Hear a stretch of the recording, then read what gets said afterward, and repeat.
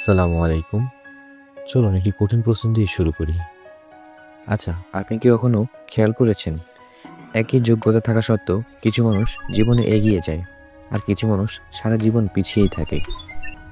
একই ক্লাস, একই পড়াশোনা, একই পরিবেশ, কিন্তু একজন নেতা হয় আরেকজন হয় অনুসারী।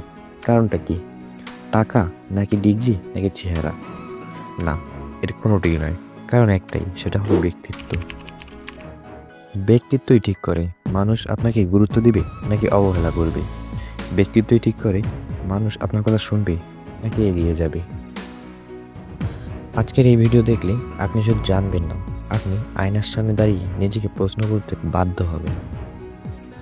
অনেকেই মনে করে ব্যক্তিত্ব মানে ভালো কথা বলা, স্মার্ট ড্রেসিং আর আত্মবিশ্বাসী হাসি।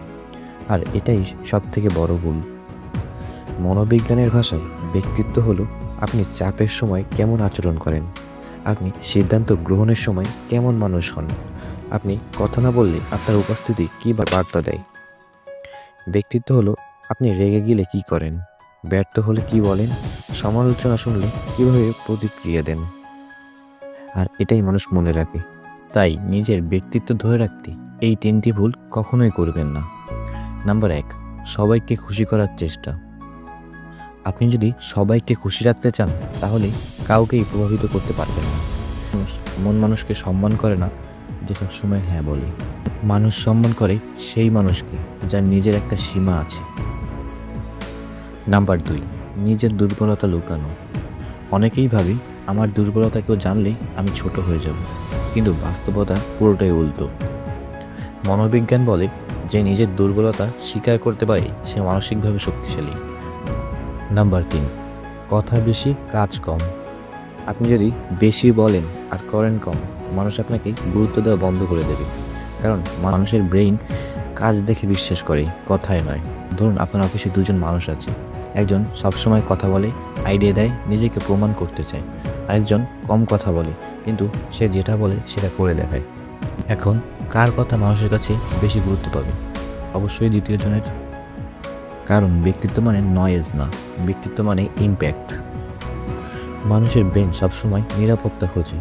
যে মানুষ সিদ্ধান্ত নিতে পারে, নিজের কথা ধরে রাখে, আবেগ নিয়ন্ত্রণ করতে পারে, মানুষের অবচেতন মন তাকে নেতা হিসেবে চিহ্নিত করে। আপনি এটা বুঝুন, মানুষ আপনাকে আপনার কথার জন্য সম্মান করে না, সম্মান করে আপনার সেলফ কন্ট্রোলের জন্য। দেখুন, আপনি যদি নিজের জীবনের দায়িত্ব না নেন তাহলে কেউ নেবে না। আপনি যদি নিজেকে গুরুত্ব না দেন তাহলে কেউ দেবে না। দুনিয়া দয়ালু না, দুনিয়া সবসময় ফলাফল দেখে। ব্যক্তিত্ব গড়ার রয়েছে 7টি শক্তিশালী কৌশল। নাম্বার 1, কথা বলার আগে ভাবার অভ্যাস। শক্ত মানুষ আগে ভাবে পরে কথা বলে, দুর্বল মানুষ আগে কথা বলে পরে ভাবে। তাই আজকে থেকেই অপ্রয়োজনীয় কথা বাদ দিন, প্রতিটি কথার পেছনে উদ্দেশ্য রাখুন। নাম্বার 2, নিজের সীমা তৈরি করুন। সব জায়গায় পাওয়া গেলে মূল্য থাকে না। সবাইকে না বলতে শিখুন। না বলাটা অসম্মান করা না, নিজেকে সম্মান করা।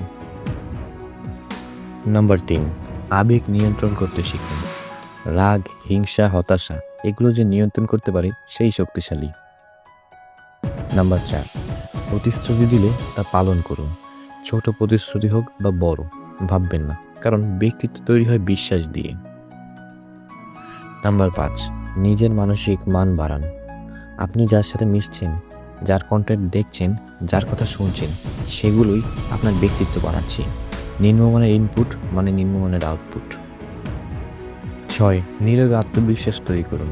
চিৎকার করা আত্মবিশ্বাস না, নিজেকে জাহির করার শক্তি না। শান্ত, স্থির, সংযত মানুষ, এই মানুষগুলোই সবচেয়ে ভয়ঙ্কর। নাম্বার 7, নিজের জীবনের নেতৃত্ব নিন। অজুহাত বাদ দিন, দোষ দেওয়া বন্ধ করুন। আপনার জীবন যেমন, তার জন্য আপনিই দায়ী। আজ আপনি এই ভিডিওটি দেখলেন, কাল হয়তো ভুলে যাবেন, কিন্তু একটা প্রশ্ন রেখে যাচ্ছে। 5 বছর পর কি আপনি একই মানুষ থাকতে চান, যাকে কেউ গুরুত্ব দেয় না, যার কথা কেউ শোনে না? নাকি আপনি এমন মানুষ হতে চান যার উপস্থিতিতেই মানুষ চুপ হয়ে যায়? সিদ্ধান্ত আপনার। কারণ ব্যক্তিত্ব জন্মগত না, ব্যক্তিত্ব তৈরি করতে হয়।